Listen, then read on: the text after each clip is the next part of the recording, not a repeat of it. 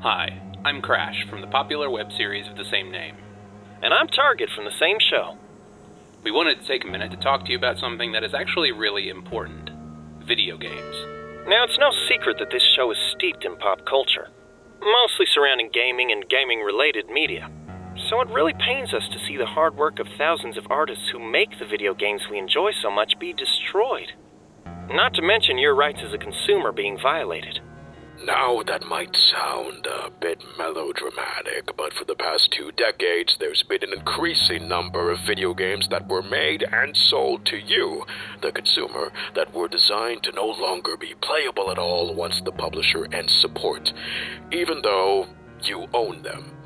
This wasn't always the case. Not long ago, tools would be released to make sure games were still playable, long after the publisher ended support. But in recent years, they've stopped doing that. In fact, they've started designing their games to be unplayable after a certain date. It's kinda hard to explain just how insane that is. Companies often design their games to not be playable after they stop support, to make sure you have to buy the newest version.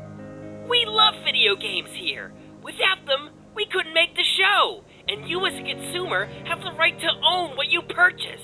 That would be like owning a car, but when the manufacturer ends support, they flip a big switch that means your car will never start again, and you have to buy a new one. But we have a chance to make a huge difference. So we at the show are lending our voice to support a campaign that is meant to stop this practice once and for all. StopKillingGames.com. Led by YouTuber and our good friend Ross Scott, Stop Killing Games aims to combat the practice of companies destroying products that they have sold to you by making sure it's written into law that publishers need to provide a means of allowing a game to continue being playable after they drop support, by means of a kind of end-of-life plan. Unfortunately, consumer protections for this are lacking in the United States, so our last hope here is Europe.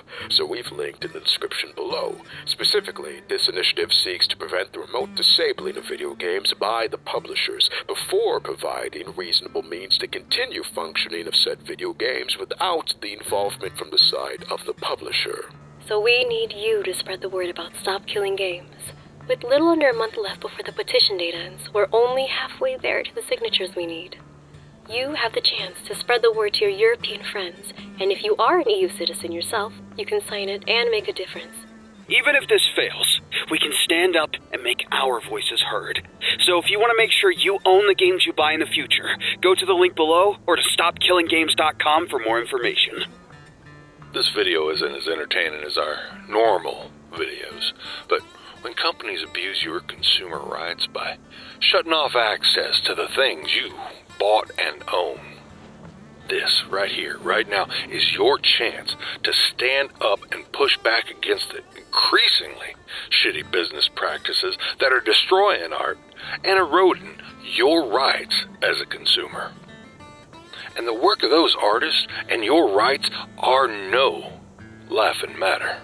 So, if you're a citizen of the European Union, you should go to the links below and support the cause. Not just you, but your friends and family can sign as well.